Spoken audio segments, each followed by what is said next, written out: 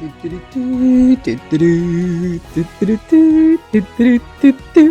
we couldn't find a fedora. But welcome back to Sprite Quest. I am Kira, and today, May 12th, 2026, marked it in your calendars because today is the day that the impossible port finally became a physical reality. We are looking at Indiana Jones and the Great Circle on the brand new Switch 2. Yes. Indy is back and Mr. Jones is as awesome as usual. So, first things first, the collector check.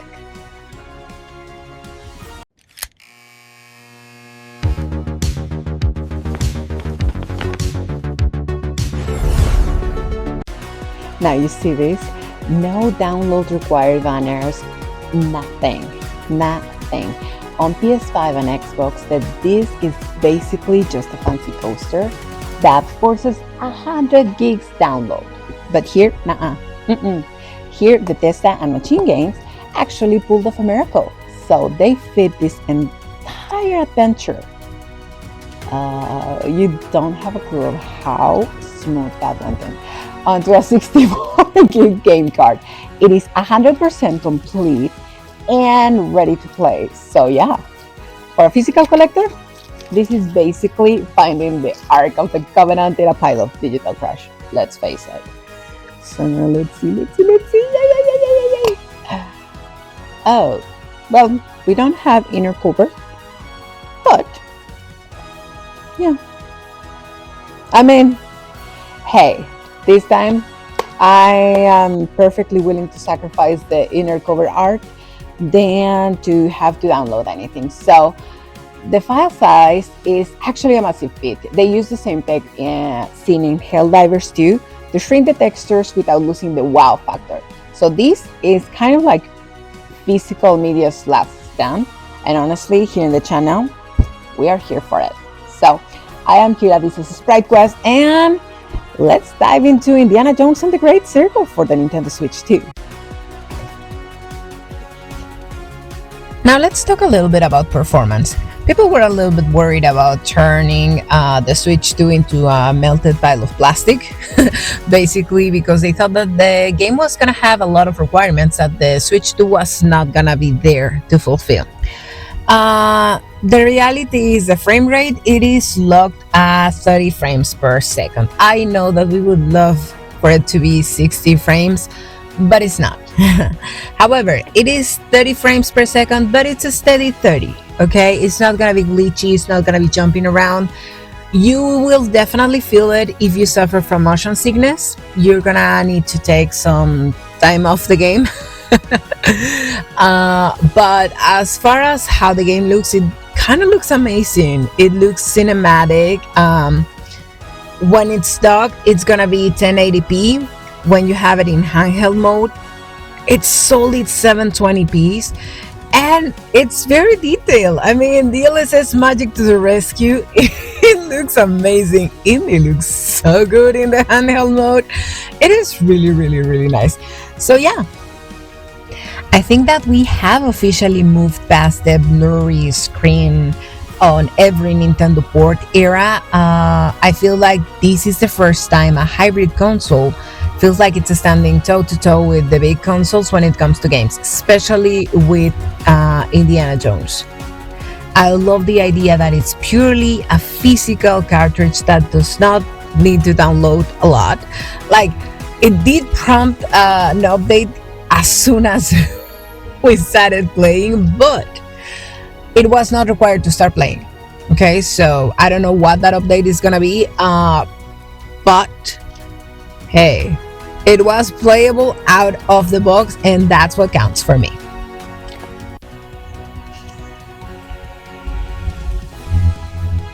And we have to talk about this as well. I mean, the fan service in this game is perfect.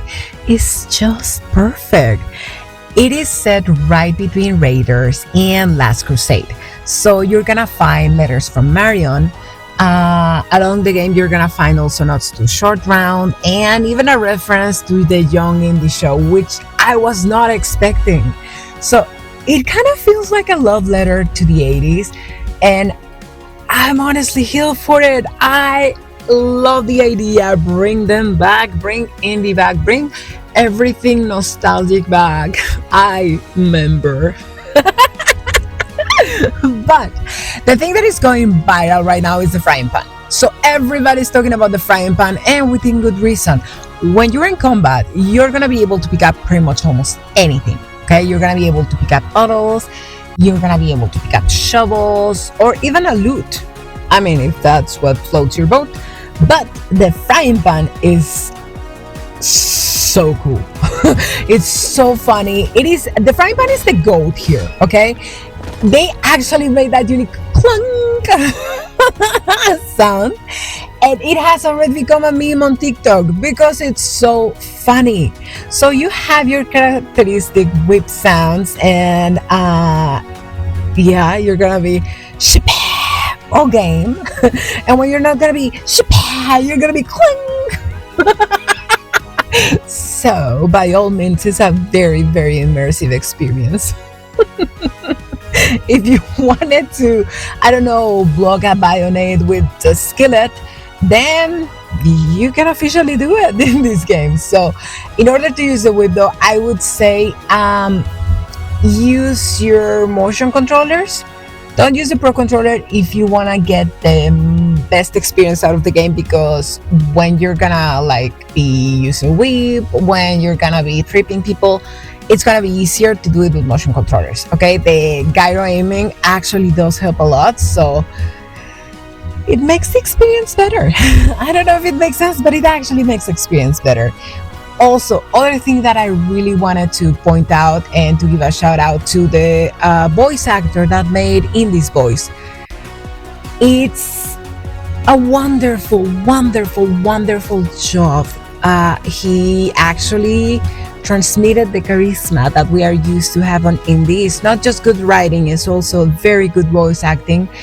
It was amazing to hear it. It was very immersive as a whole experience, because I do love indie movies. So yeah, I do think that it was a whole experience, and I think that it's something that everybody should go for, right? Now, when it comes to the type of game that we're playing, this isn't kind of like Uncharted, okay? So don't be expecting that. Don't be expecting also a shooter. Don't be expecting Fortnite, Skyrim. So no, it's not gonna be nothing like that. It's just a first-person adventure stealth game, and it's actually closer to Dishonored, I would say. So on this game, you're gonna spend around 60% of your time just solving amazing puzzles, riddles, clues. Oh, so cool! And around 30% of the time is gonna be sneaking around, and 10% of your time is gonna be having anxiety attacks, panicking about dying in the game, then dying and feeling kind of validated because you knew that you were gonna die. You knew that that boulder was gonna crush your dreams. So yeah, that's the other 10% of the time. But basically, you have your camera, you have your journal, you have your brain. You're gonna have your classic in the whip, and you're gonna hear the and it's gonna make your experience so much better. But yeah, you are gonna have to actually read clues to solve riddles. So if you're the type of player who skips dialogue, yeah, no, you're gonna be a little bit lost in there. You're gonna be like a chicken on Breath of the Wild, just minding your own business, not knowing what's happening around you. But if we can kind of agree that Uncharted will be a playable action movie, The Great Circle is more like a playable archaeology movie. Okay? It's gonna be slower, it's gonna be more immersive, and way more rewarding when you finally click that 2000 lock into place. When it finally makes your controller rumble, you're gonna be happy. You're gonna reach flow state. So that doesn't happen on every game. Go, get the artifact! Almost there. Yes, got it! Now, our final thoughts. Who is this game actually for? If you're a collector, you definitely want to have this game in your library. It comes complete in cartridge. The patch is just minor details that do not stop you from playing the game. If you are an adventure fan, if you miss the days where the games were about how do I get past this door or how do I open this lock, well, instead of how many enemies I can kill, well, then this is the game for you. And if you really like all movies, Indiana Jones movies, the whole saga, you're gonna love it because it actually captures the sarcasm and all that making it up as I go type of attitude that the movies had. So it is captured perfectly. As I said, the voice acting in the game is amazing. Visually is very, very appealing. And yeah, so it is a miracle that it runs this well, and it is a miracle that it's all on the cart. So, Machine Games, you've done it. You deserve a good job. Oh my god, thank you so much guys for watching. I am Kira, this is Sprite Quest, and comment down below, are you a whip specialist? Are you gonna whip it good? Or are you gonna be a frying pan tan? So I need to know your combat style. Hit that like button if you can, and yeah, comment down below. Don't forget to subscribe to the channel, and I will see you on the next quest.